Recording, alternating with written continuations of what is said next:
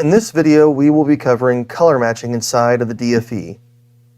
Double-click, open up your document, and you want to verify that your artwork does in fact have spot colors inside the file. You can do so with the design software that was used to design the PDF artwork, or you can also verify by looking for this icon inside the full job editor. Double-click the Swatches icon, and you will see a list of the different colors used inside of this document. Select the color that you would like to edit. You can make adjustments in one of two ways. You can drag the sliders for cyan, magenta, and yellow, black here, or if you would prefer for a more granular control, click on this grid printer icon, and you'll be greeted with this interface. Here you see a grid of colors varying from cyan and lowering the cyan values as it increases on the board. And you'll also see magenta, lower values and increasing in value as you move to the right. So within this grid, you can see on the far right, these magenta values are all 100%. As we go down, you'll see that these are all lowered to 76%.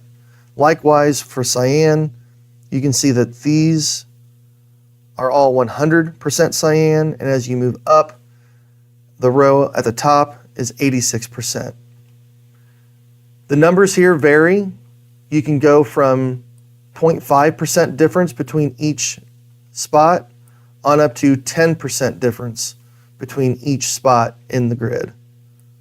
We'll go ahead and reset back to 5. You can also choose which colors you're adjusting in this color matching. By clicking on either of these bars and then clicking on the droplets, you can change the color that you're adjusting or making accommodations for. The same can be here and along the bottom. We will leave cyan and magenta as our two colors. Starting off, the central located dot in the middle is our home color. That's the original color that was included inside the file. From there, we would click on any of these dots to make adjustments to the color. So, if we would like to reduce the amount of cyan, in other words, moving up the bar, and reduce the amount of magenta, moving back on the bar, we would go this direction from 100 cyan and 90 magenta to 90 cyan and 80 magenta. And you can see after several clicks, this value changes. With each click, the center value always changes, and again, is always the value that you're working with as you're making adjustments. You can either start immediately by printing this grid, by choosing this icon, or make some changes to these numerical values by clicking on the dots. And once you believe that you have it, you can then again use this icon to click. Before doing so though, you'll notice this icon here. As we go through these, you'll see that there's envelopes of different orientations as well as sheets of paper. This is going to determine the grid size and location on the substrate that you're using.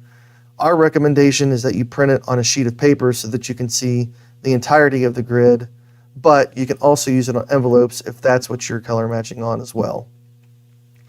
From here, we'll go ahead and click print and jump over and look at the grid in real life. All right, now that we've printed our grid, let's go ahead and take a look here. You can see that it's printed on two different envelopes. This row and this row are one and the same. As you recall on the screen, it was a 5x5 grid. So we'll go ahead and place this. At this point, we can go ahead and take this grid and look at it and either compare it against a real life example that we've got pre-printed, and we can actually fold this over and then compare it to the colors and see what modifications we may need to make. Or you can always take it and compare it to a couple different Pantone books that you might have as well, coated or uncoated. Our paper's not coated, so we would look at the uncoated in this case. And then from here, we would just go ahead and make note of any adjustments that we might need to, and then we could jump back into the computer and make those adjustments. So let's go do that now. Once we've made a determination of what color we may need to make adjustments on, we come back into the screen here, make further changes, whatever they might be, press print once again. We'll hold that grid up against a sample that we have in real life, make a determination that we do in fact have the color that we're trying to achieve. Then we'll come back here to the interface, click on the check mark, and our adjustments now have been saved. As you can see, the color here is different from the original color that's still located here. From here, if we want, we can save this by clicking on the plus button and giving it a name.